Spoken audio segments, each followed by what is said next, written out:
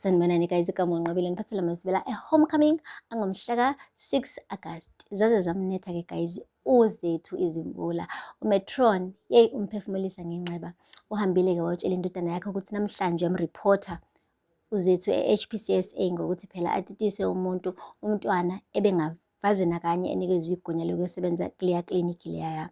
Uze wahamba waya emzini la kuhlala khona uMankwanyana eyofuna nje ukuthi amsayinele i-document ezoprova phela ukuthi ngampela uzethu wamtitisa nalo igunya lalokho ngoba phela wayengesisona isisebenzi salapha kuleya klinikhi. Hayi-ke guys, usayinile-ke uMankwanyana kodwa inhliziyo yakhe ibuhlungu ukuthi hawu phela uyena vele wamsukela uzethu wathi ucela amsize ngoba umntwana ngathi useyasondela useyezoteta. Manje sekuyena-ke futhi lo Mankwanyana lo emva kokusiza uzethu omane nje amthatha amfake ngaphansi kwebhasi acekele phansi ikusasa lakhe. Guys, akupheli-ke lapho.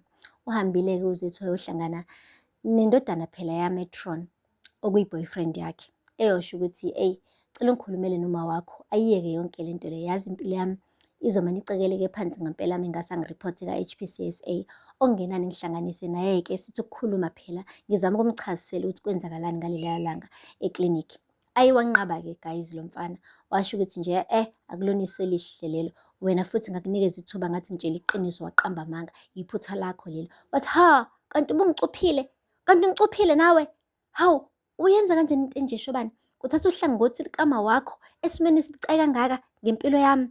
UShobani guys kubonakala nje ukuthi unembeza akanawo, ufana nse nonina futhi nje uyafisa sengathi uzethu ikusasa lakhe lingamosheka ngoba ngathi ubhuti unomona, ubona sengathi nje uzethu umphuca i-spotlight, uyena okufuze ngabe ubizwa ngodokotela oqavile kulesa sigodi. Manje mese bephakamisa uzethu, hayi akumjabulisi neze lokho guys.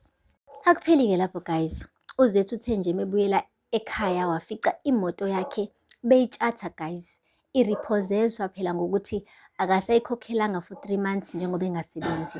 Hhayi uzamile ukubancenga obhuti laphaya kodwa-ke kwanhlanga zimuka nomoya besho kahle ukuthi imoto bayayithatha ngoba phela akakhokhanga ugirl for 3 months. Mekuthi uyayifuna akahambe eyofaka isicelo bese bambuyisela-ke imoto. Omakhelwane guys bebembuka bejabulile, abanye kubonakala nje ukuthi bayasho ukuthi hhayi ashosho udokotela oqavile wasesigodini kanti akanamali, usephucwa ngisho imoto yakhe guys. Yo, aphoxekanga kanje uzethu bekhala ney'nyembezi.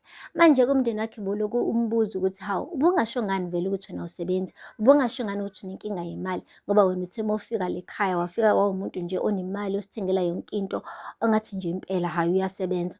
Washo kuzethu ukuthi ushawa amahloni, uthe mebabona nje bejabulile ukuthi usebuyile ekhaya wasindeka ukuthi abatshele ukuthi eyi lalelani isimo siyabheda, ngizame yonke iminyango ngqongqoza kodwa akekho umuntu ofuna ukungiqasha.